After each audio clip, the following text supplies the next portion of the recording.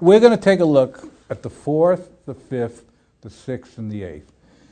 If you know your rights, knowledge is power. If you use your knowledge correctly, you're more powerful than a person with a machine gun, if you really know your rights and you use it to your advantage. But I want to tell you a little story, true story, that has to do with my life and an amendment that I had to deal with at 11 years old. Now, it starts out in 1954. My parents moved to a little town called Yonkers, New York. It was above New York City. And it was an industrial city, but they had a wealthy neighborhood. And my father worked as a court stenographer. And you know what that is. You know, they go into court and they take down all the things, and he would then transcribe it into a dictaphone in the old days, and then he would send it to a typist, and they would type up the transcript.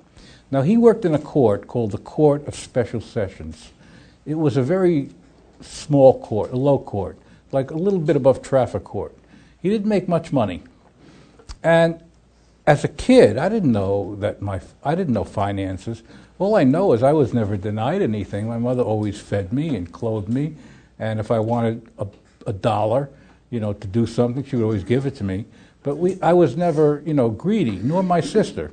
So it was my father, my mother, my sister, and me. We lived in a 4-room little apartment. My sister and I shared a bedroom, no air conditioning, and I didn't know any difference because I was young. And I didn't know the financial state of my father. But in 1956, he caught a break. There was an opening for one Supreme Court reporter, but you had to take a test. And only one person who scored number 1 would get the job. I imagine there were over 200 people that took the test, because I remember my father studying and studying. And he would tell me that this guy said that he's going to pass it, and my father laughed. He said, the guys that brag a lot are usually ones that fail. So my father was very diligent, and he was a very intelligent man. He was self-made. He knew about everything. Just as an aside, when he was in the war in France, a friend of his bet him that he couldn't learn French in 6 months, and he did. So my sister took it through high school, and from 7th grade to high school, and they used to talk French all the time in the living room. But getting back to 1956, my father takes the exam, and he scores number 1. So he gets this plum job. So his salary went up maybe 10 times. And in New York State, you had the Supreme Court, which was the court where you heard the cases, the important cases. If you wanted to appeal, you would go to the appellate division.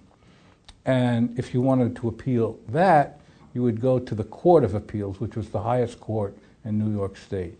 If you won or lost, that was the decision. The only other recourse you had is if the Supreme Court would hear your case. So my father would come home, and he was a history buff. And history, phys ed, and English were the only subjects I was decent in. I was really good in history. And I was a pretty good athlete. And English, I could hold my own. And I went to a school called PS 21. In New York, it was always PS, public school. 21, 15, 11, depending upon the district you lived in. And PS 21 was the last bastion of the old school marms. They were old and cranky. They used to humiliate you, call you stupid, which you would never do today as a teacher. And they would use corporal punishment. I remember I wasn't paying attention once, and my 2nd grade teacher pulled me by the ear. But I would never complain to my parents, because in those days the teacher was always right.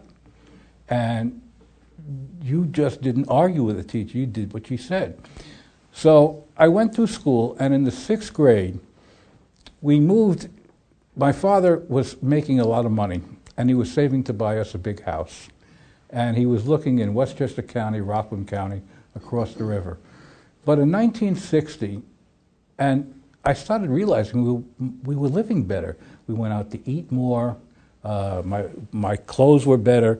Instead of going to Grandway, my parents took me to a men's store. I remember we had to go to a wedding, and they bought me a suit made to order. And then I started to realize, as I was getting older, my father was making a lot of money. He would come back every night, and he would discuss the cases. And we would sit at the kitchen table after dinner, and he would tell me that this gentleman, or lady, whoever the case was, he told me they're going to appeal. I said, why? He said, because their amendments were taken away from them. So I said, what do you mean? So my father taught me the basics, the freedom of speech, freedom of assembly, and he said, like, you can't yell fire in a theater. So he would teach me these things sporadically. And sometimes we would talk about world affairs, and he was telling me that in World War II, China was attacked by Japan in 1933 and in 1937, and he knew that Japan would be our enemy, as Germany and Italy would be too. He was very perceptive, and he knew a lot about politics. When he went to the Supreme Court, not only did he make more money, but he had perks. And he was able to sell the transcripts to all the lawyers. So sometimes there would be 2 lawyers or 5 lawyers representing a big company or a person, depending on how much money they had. Or he would have, it didn't matter. And he would sell the transcripts for $2 a page. And it was yes, no, a question, yes, no, a question. So he made a fortune. Unbeknownst to me, the only time I started to realize, I was about 11 years old, and I saw a check on the break front, and it was for $7,500. And I looked at it, and I stared at it. And my father took me in the bedroom, and he told me that he's making a lot of money now, and we're going to have a better life. But I was going to this school, PS 21, that was so archaic. It was like Little House on the Prairie. And the teachers were mean, except for a few of them. And they were all, no men in the school. Even the gym teacher was a woman. And I remember in the first grade getting the Salk vaccine when it was invented, in '54, I believe. And when I got into the 6th grade, I had this teacher. Her name was Agnes Fleming. I even remember her name. She hated me.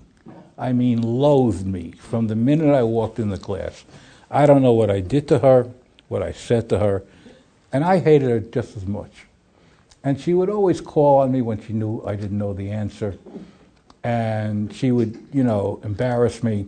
And even the kids would tease me on the schoolyard, because we would, they didn't even have a cafeteria in the school. So you had to either bring a bag lunch, or they let you go to the corner to the pizza shop, or the drugstore. And in those days, the drugstore had a counter where you could buy hamburgers, and they served food. And they had what they called the soda jerks. And they called them soda jerks because they would jerk the thing, and the soda would come out. So when I had this teacher, I told my mother and father I hate her, and she's embarrassing me. So they said, tough. You have her, you live with her, you make peace, and you do what you have to do and keep your mouth shut. So when it came Christmas time, the PTA mother, one of the girls' mother was in charge of the PTA, they wanted to give this teacher a present for Christmas. So they wrote a note to each kid to bring to the parents, asking for $1. There were like 33 kids in the class, because in those days you had big classes. And they wanted to buy her a Christmas present. So I said to my mother, why should I buy this woman a Christmas present if I hate her? So my mother said, don't do it. So they collected the envelope. So I said, Mom, I won't have an envelope. She goes, leave it to me. So she gives me an envelope, and she wrote a note. My son refuses to give money for the Christmas present. So when the Christmas present was given to her, she wrote thank you notes to everybody but me. And I didn't care, because I really disliked her. But I was no angel. I tried to get her goat as much as I could. And one day, my father, we were at the dinner table, and he was explaining to me the Eighth Amendment. And the Eighth Amendment basically says no cruel and unusual punishment, no excessive fines and bails. And it stuck in my mind. So the next day, she's at the blackboard, and she writes a sentence on the board. And she goes, what comes at the end of a sentence? So I raised my hand, and I said, an appeal. So nobody got it at first. I said, a sentence like you're in jail, an appeal. So she was looking for a period. She got so angry. Her face got beet red. She came over. She slapped me so hard on the left side of my face. I mean, not a slap. I mean, she really gave me a crack.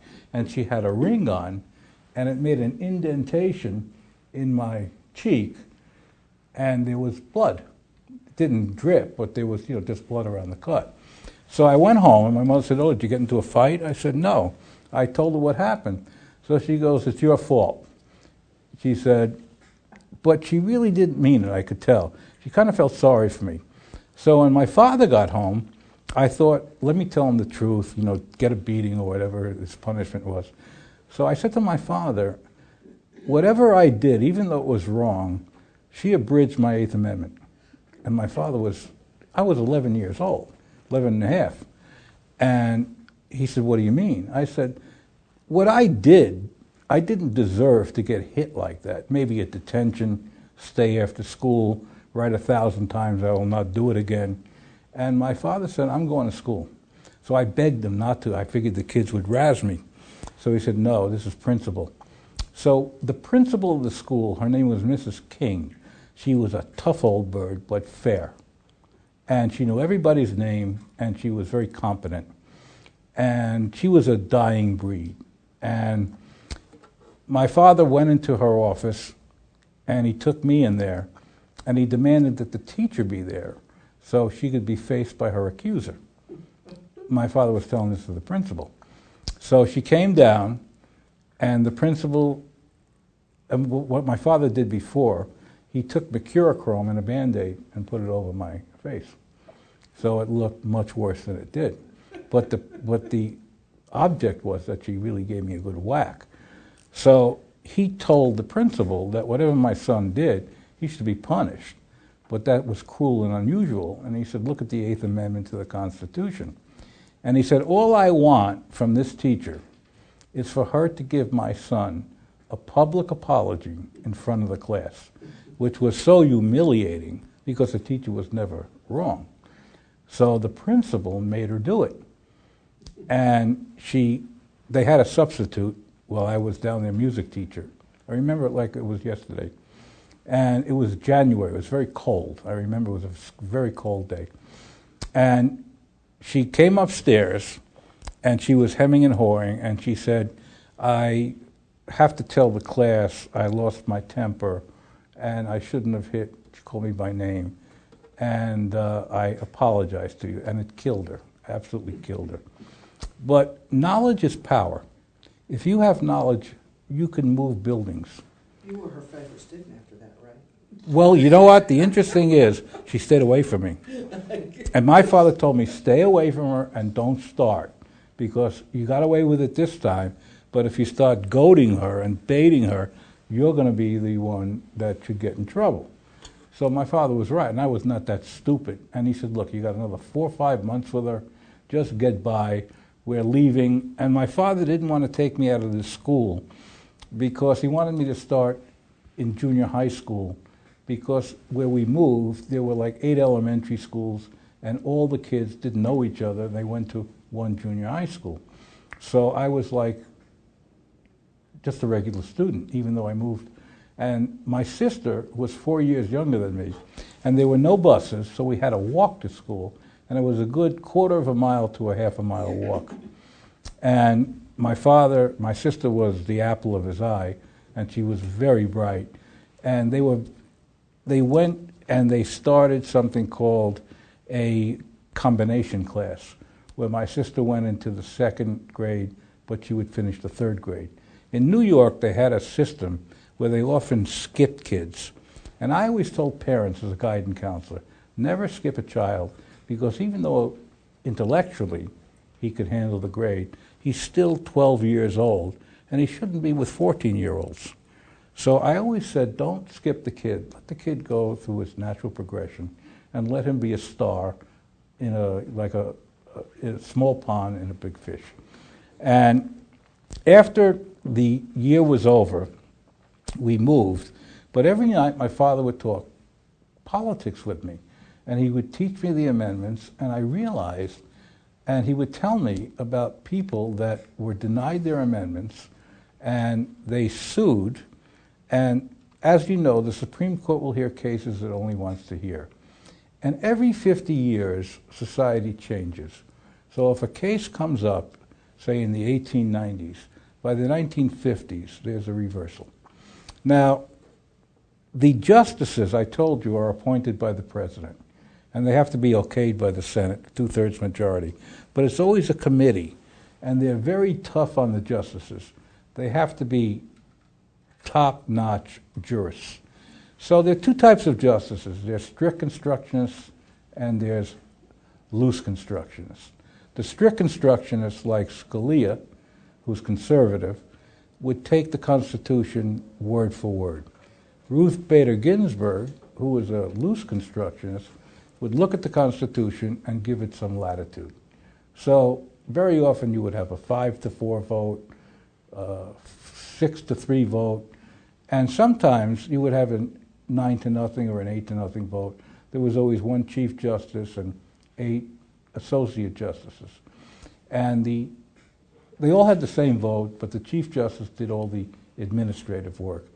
And to me, the court system, the Supreme Court, is the most powerful of all the three branches, because the President and Congress always interact with each other.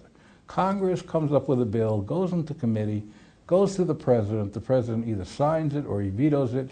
The Congress can override a presidential veto by 2/3 in each house. So a guy like Obama, who is having a lot of trouble with Congress, especially in his first term, his second term we have to wait and see. He had a lot of trouble with Obamacare. You all know, what happened in the last 4 years. But I want to take a look at the Supreme Court and how they interpreted the amendments. And every time there was an opening, a president would pick a person to sit on the court, and 95% of the time the Senate would okay the person, because they wanted to know that the person who was going to sit on the Supreme Court was brilliant when it came to the Constitution and knew the amendments. And very often he would pick, not very often, all the time, he would pick somebody who's in his political purview, whether he's liberal or conservative or down the line. So I want to take a look at the Fourth Amendment.